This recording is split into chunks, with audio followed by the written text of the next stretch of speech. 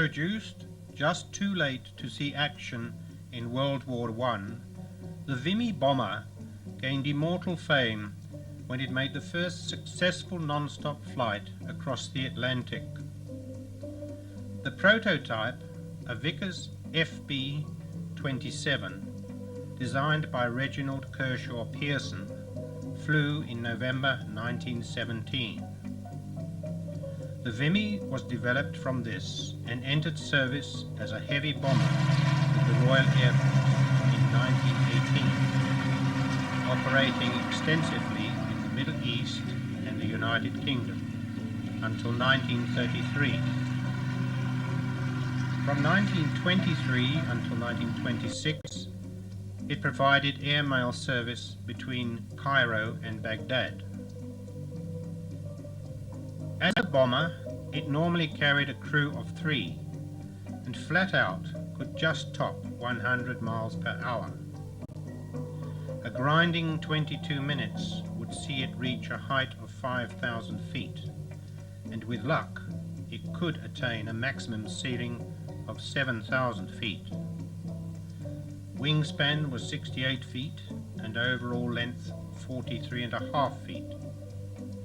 Fitted with 4 Lewis Mark III machine guns as armament and a bomb load of 2,476 pounds, the two 360 horsepower Rolls-Royce Eagle engines could lug it along at around 80 miles per hour.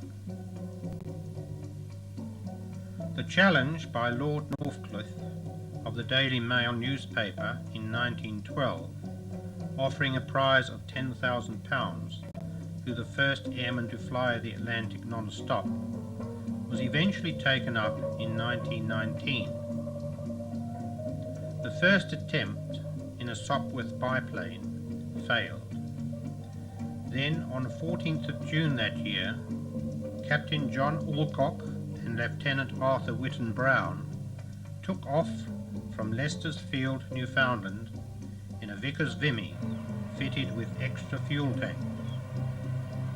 Flying in darkness for most of the flight and suffering from severe icing, they made a 1,890-mile flight to land at 8:40 the next morning at Clifton, County Galway, Ireland. At the prize giving in London, the intrepid flyers were given a tumultuous welcome. Long-distance flight had been proved possible. Then came what must rank as one of the greatest of all feats in long-distance flying. Using a Weybridge-built Vimy, registered GEAOU and dubbed to stand for God Help All of Us, brothers Captain Ross Smith and Lieutenant Keith Smith flew from the UK to Australia. They left Hounslow, at the site of today's London airport, on the 12th of November 1919, and 28 days later landed at Darwin, North Australia, on the 10th of December. The 11,130-mile flight had been made in 135 hours and 55 minutes elapsed flying time. They shared a £10,000 prize from the Australian government. The third of the great flights was undertaken once again in a Vimy by Lieutenant Colonel Pierre van Ryneveld and Major Christopher Quinton Brunt.